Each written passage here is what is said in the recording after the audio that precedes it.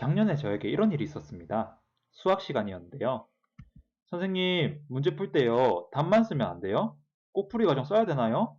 라고 물어보더라고요. 그래서 저는 당연하지. 풀이를 써야 너가 그 문제를 풀 수 있는지 선생님이 이해하지. 라고 대답했습니다. 국어 시간에는요, 글쓰기 수업 시간이었는데, 선생님, 이거 쓰기 있잖아요. 여기까지만 쓰면 안 되나요? 팔이 너무 아파요. 제발요. 선생님이시라면 어떻게 대답하셨을 것 같나요? 저는 최소한 5줄은 써야지. 다른 친구들 거 볼래? 10줄 이상 쓴 친구들도 있거든. 이라고 대답했습니다.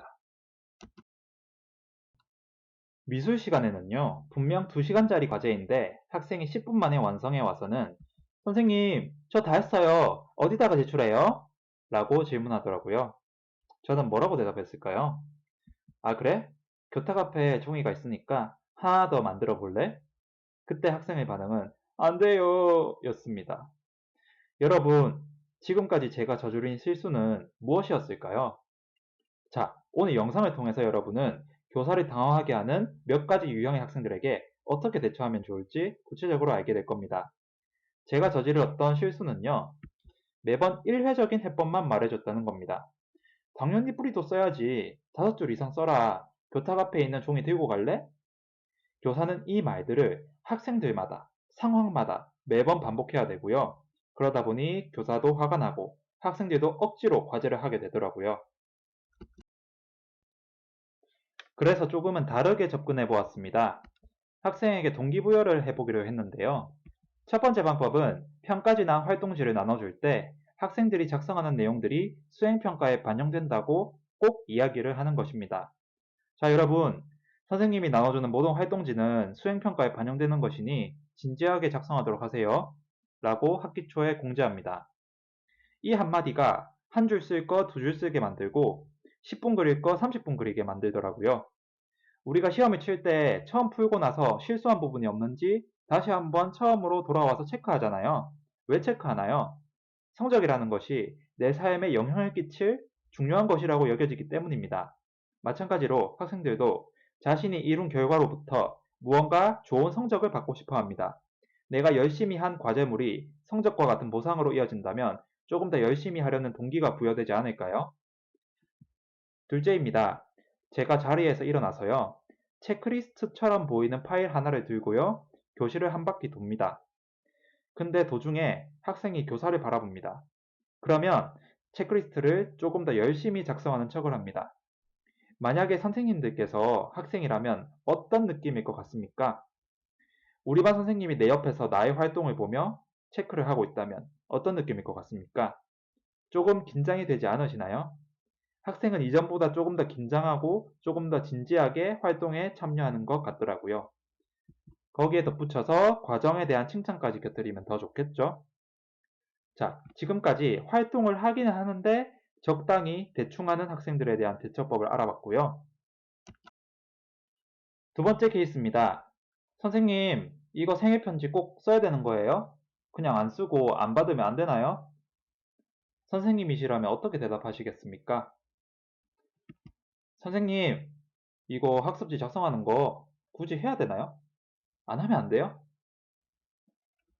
자, 이번에는 아예 하기 싫어하는 문제입니다. 앞의 케이스보다 조금 더 심한 케이스죠. 이 대화법은 옆반에 훌륭하신 선생님께서 알려주셨는데요.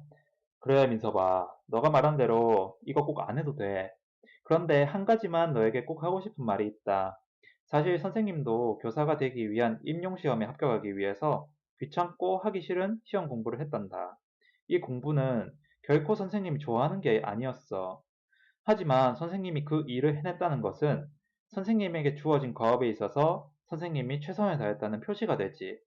그래서 사람들이 교사가 된 선생님을 볼 때 학창 시절 때 공부 열심히 했나 보군요. 학창 시절 때 모범생이었겠네요. 라고 성실했던 사람으로 인정을 해준단다. 다시 말해서 너가 이것을 하지 않아도 상관은 없어. 하지만 너에게 주어진 과업에 최선을 다하는 것은 너의 성실성을 측정할 수 있는 기준이 돼. 선생님은 너가 너의 삶에 있어서 언제나 성실하기를 기대한단다. 민서봐, 알겠니? 핵심은 성실성입니다. 마지막입니다. 쌤, 수학 어려워서 하기 싫어요. 그냥 저는 수학 포기하고 축구 선수 하면 안 돼요? 어떤 말을 해주면 좋을까요? 쌤, 쟤하고 사이좋게 지내려고 노력해봤는데 진짜 이제 못하겠어요. 쟤랑은 이제 말도 안 섞고 싶어요. 뭐든지 쉽게 포기하려는 학생들입니다. 어떤 말을 해주면 좋을까요? 현우야, 쌤이 너에게 꼭 하고 싶은 말이 있단다. 사이좋게 지내는 거 어렵지? 쌤도 그 마음 잘 알고 있어. 너가 엄청 노력하고 있는데도 불구하고 그 친구는 그러한 너의 마음을 못 알아주고 있으니까 너의 마음이 얼마나 아프겠니? 너가 지금 힘들어하는 거 어쩌면 당연한 거야. 그렇지만 우리 조금만 더 인내해볼까? 지금 너가 그 친구와 관계를 회복하는 것을 포기해도 상관은 없지만 다음에 또 지금과 같은 어려움이 찾아왔을 때 지금 포기한다면 너는 그때 가서도 또 포기하고 말게 되겠지. 그런데 만약 너가 이 난관을 넘어서서 다시 그 친구와 친해질 수 있다면 지금보다 더 큰 관계의 어려움이 찾아와도 꿋꿋이 이겨낼 수 있을 거야. 현우야, 운동장에서 선생님이 턱걸이 하는 거 본 적 있니? 턱걸이를 하려면 철봉 위로 올라가려면 근육이 있어야 하거든? 마찬가지야. 지금의 과정은 너의 마음의 근육을 키우기 위한 과정이란다. 물론 어렵겠지만 이번 기회를 통해서 너의 마음의 근육이 키워진다면 앞으로 이와 비슷한 어려움은 아무것도 아닌 게 된단다. 사실 선생님도 요즘 선생님을 힘들게 하는 학생들과 학부모님들이 있단다. 쌤도 사실 많이 힘들어. 말은 안 했지만. 그러면 우리 한번 같이 이겨내 보는 거 어떠니?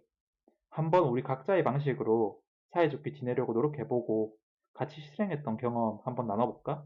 실패해도 괜찮아. 요약하자면 이런 순서인데요.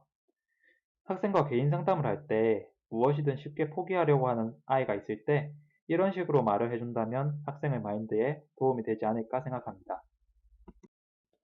네, 끝까지 봐주셔서 감사합니다.